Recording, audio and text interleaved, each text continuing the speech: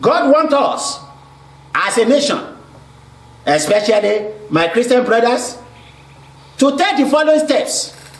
1, God wants Nigeria to be mobilized to pray in these days of challenges, according to 2 Chronicles chapter number 7 verse number 14.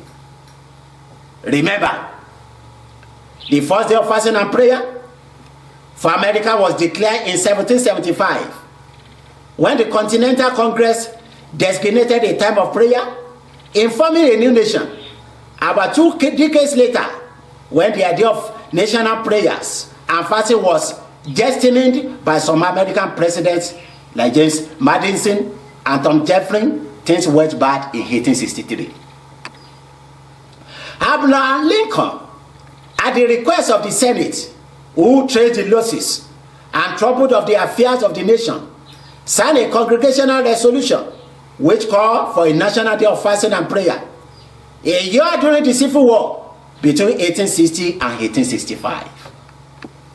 In 1998, a bill was introduced to Congress which fixed the annual National Day of Prayer to be the first Thursdays in May.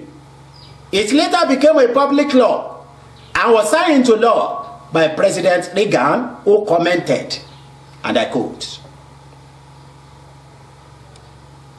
"On our National Day of Prayer, then we join together as people of many faiths to petition God to show us His mercy and His love, to heal our weariness and uphold our hope, that we may live ever mindful of His justice and thankful for His blessing."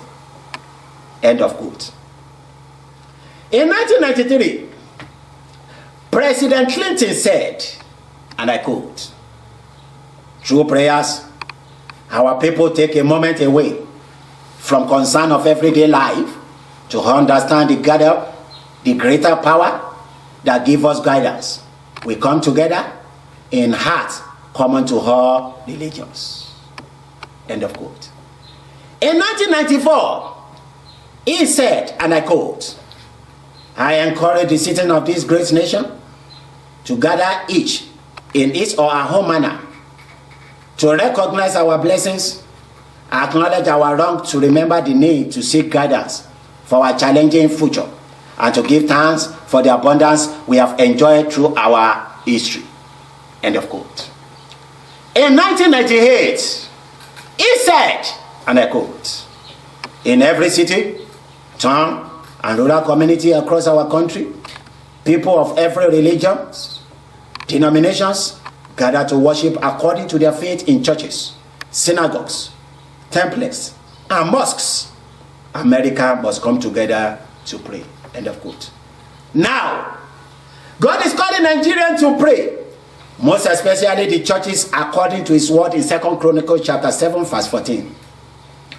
"If my people which I quote, if my people which are called by my name shall humble themselves and pray and seek my face and turn from their wicked ways, then I will hear from heaven and will forgive their sin and will heal their land."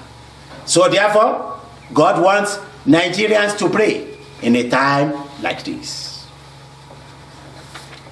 Also, God wants Nigeria to go into fasting and prayer for 3 days in a time like this.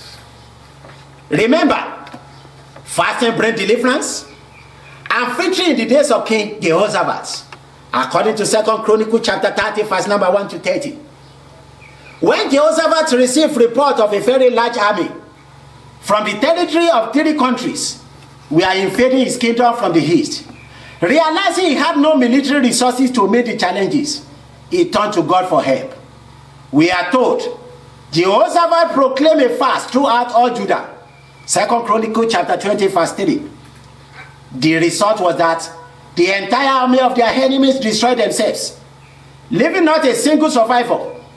And notable things about the victory was that the impact led by all the surrounding nations, and from there on, no other nation dare to contemplate hostilities against Jehoshaphat and his people. Also, we should remember, fasting transformed disaster into triumph. In the days of Queen Esther, there was a decree that all Jewish people be eliminated on a certain day through the satanic advocates against the Jew by Haman, and Esther called for a fast. Esther chapter number 4, verse 16. The outcome of their collective fast was the change of the whole policy in favor of the Jews, and Haman and his sons perished. All the enemies of the Jews throughout the Persian Empire suffered the total defeat. Mordecai and Esther became the most influential personalities in Persian politics, and the Jews every area began to experience a unique measure of favor, peace, and prosperity.